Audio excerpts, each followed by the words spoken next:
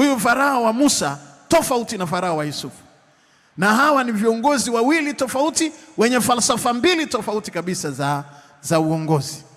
Lakini naomba usome pamoja nami katika kitabu cha Kutoka ule mlango wa 8 mstari wa 9 na wa 10. Kitabu cha Kutoka ule mlango wa 8 mstari wa 9 na wa 10. Biblia inasema hivi: Musa akamwambia Farao, haya, ujitukuze juu yangu katika jambo hili.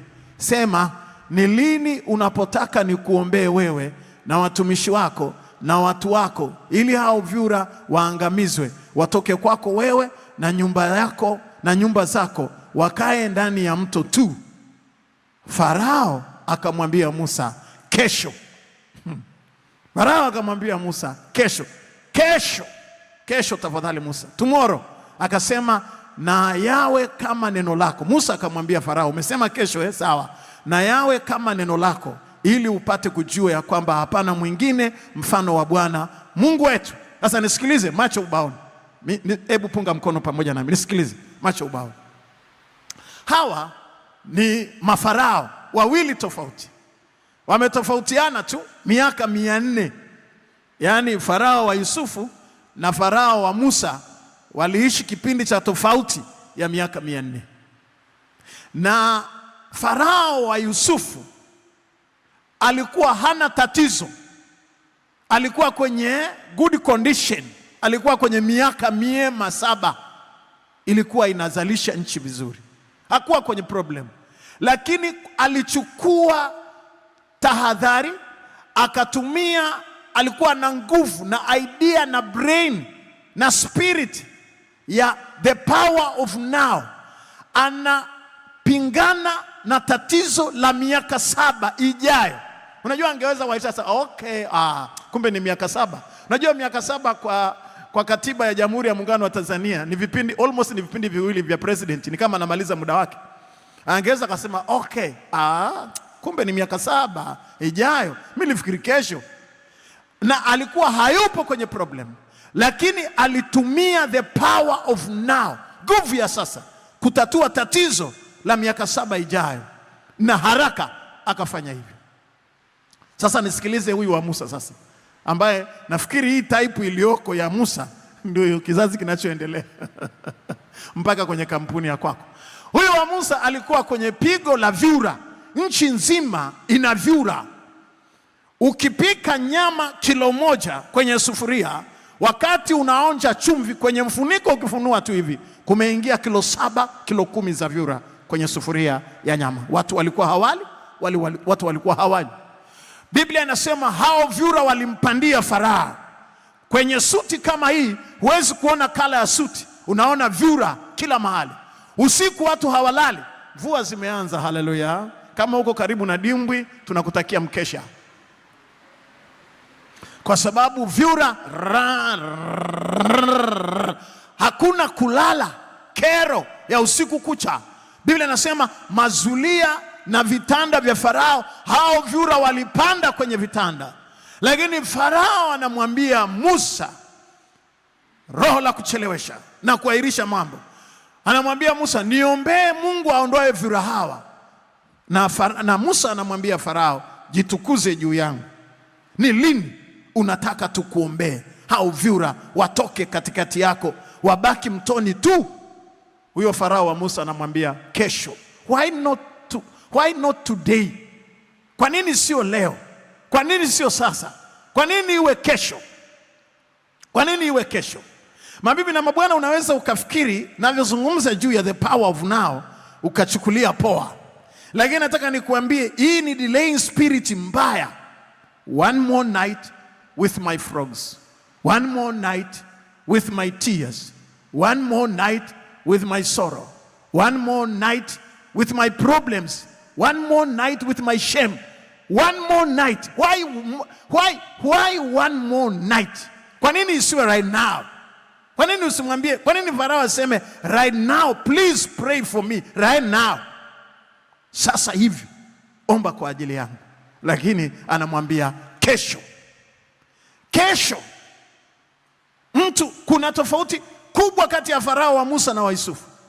Farao wa Musa, tatizo la miaka 7 anachukua right now. action, bila hata kusoma katiba, bila mchakato. Alafu Farao wa Musa kesho hebu angalia hiyo reflection iliyoko hapa. Farao wa Musa yeye anasema kesho. Alikuwa na roho nzito kabisa la kuahirisha mambo kabisa.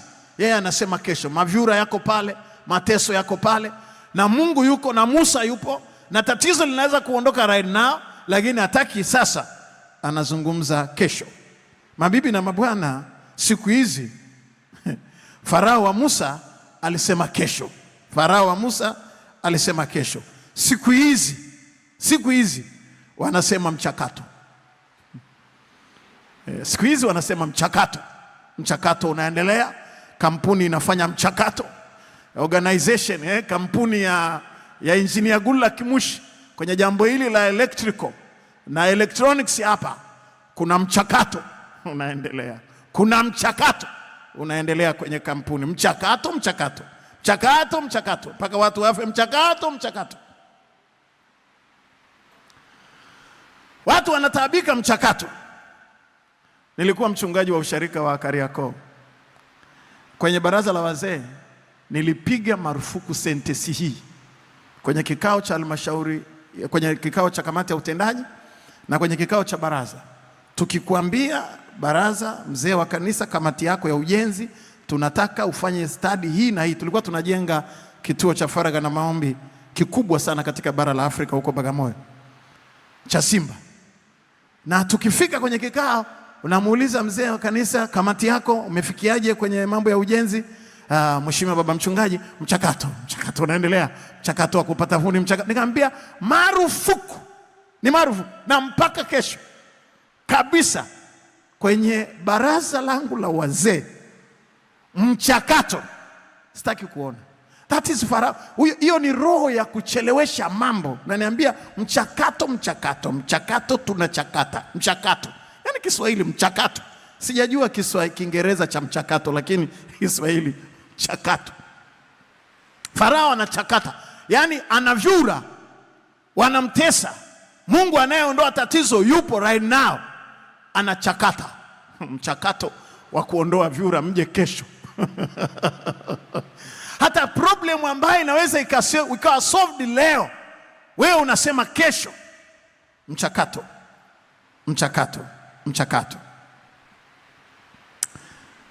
Na unaweza ukaona kwenye reflection yetu hapo, vipi kuhusu mambo ambayo kwenye maisha ya kwako unayaona? Vipi kuhusu tabia ya kuahirisha mambo? Farao wa Musa anasema kesho, na siku hizi wanatumia mchakato. Wameendelea kidogo Afrika, wanatumia mchakato. Fedha za World Bank zinakuja, mchakato.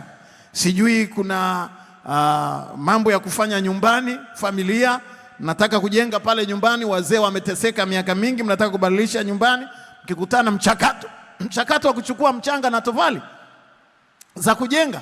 Sasa sio hivyo tu, nataka niwaambie, kuna baba na mama amesomesha watoto vizuri sana, mna elimu, mna fedha, lakini kaburi lake hamjajenga mpaka kesho.